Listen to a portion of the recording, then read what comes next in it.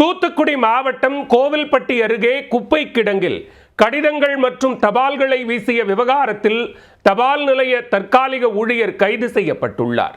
தற்காலிக ஊழியர் மற்றொரு ஊழியரை சிக்கலில் மாட்டிவிட முயற்சி செய்தது ஏன்?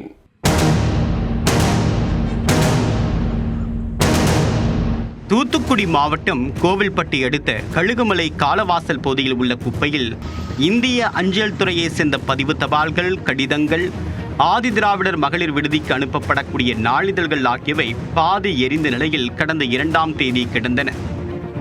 இதை பார்த்து அதிர்ச்சியடைந்த பொதுமக்கள் உடனடியாக அஞ்சல் நிலைய அலுவலர் பால் ராஜப்பாவுக்கு தகவல் கொடுத்தனர். தகவல் அறிந்து கோவில்பட்டி கோட்ட அஞ்சல் அதிகாரிகள் நேரில் வந்து பார்வையிட்டு விசாரணை மேற்கொண்டனர். மேலும் இது குறித்து கழுகுமலை காவல் நிலையத்தில் புகார் அளிக்கப்பட்டது. போலீசார் அந்த பகுதியில் இருந்த கண்காணிப்பு கேமரா பதிவுகளை ஆய்வு செய்தனர். இதில் அஞ்சல் நிலையத்தில் தற்காலிக ஊழியராக பணிபுரியக்கூடிய கழுகுமலை முத்தையன் சேர்வை தெருவை சேர்ந்த பாலசுப்பிரமணியன் என்பவர் காலவாசல் பகுதியில் உள்ள குப்பை கிடங்கில் தபால்களை வீசியது தெரியவந்தது. இதையடுத்து போலீசார் அவரை பிடித்து வந்து காவல் நிலையத்தில் வைத்து விசாரணை மேற்கொள்ள அவர் கூறிய தகவலை கேட்டு பரிதாபப்பட்டுள்ளனர்.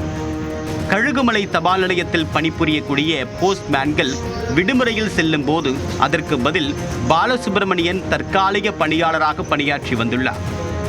அஞ்சலக சேமிப்பு கணக்கு தனியார் ஏஜென்ட்டாகவும் செயல்பட்டு வந்துள்ளார். சமீப காலமாக யாரும் விடுமுறையில் செல்லவில்லை என்பதால் பணி கிடைக்கவில்லை என்று கூறப்படுகிறது.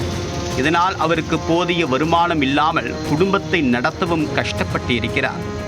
அஞ்சல் நிலையத்தில் கடிதங்கள் மற்றும் தபால்கள் காணாமல் போனால் சம்பந்தப்பட்ட போஸ்ட்மேன் மீது நடவடிக்கை எடுக்கப்படும்.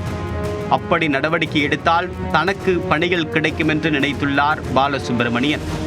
இதனால் அஞ்சல் அலுவலகத்தில் இருந்த தபால்களை யாருக்கும் தெரியாமல் எடுத்து வந்து குப்பையில் வீசி தீ வைத்ததாக போலீசில் தெரிவித்துள்ளார்.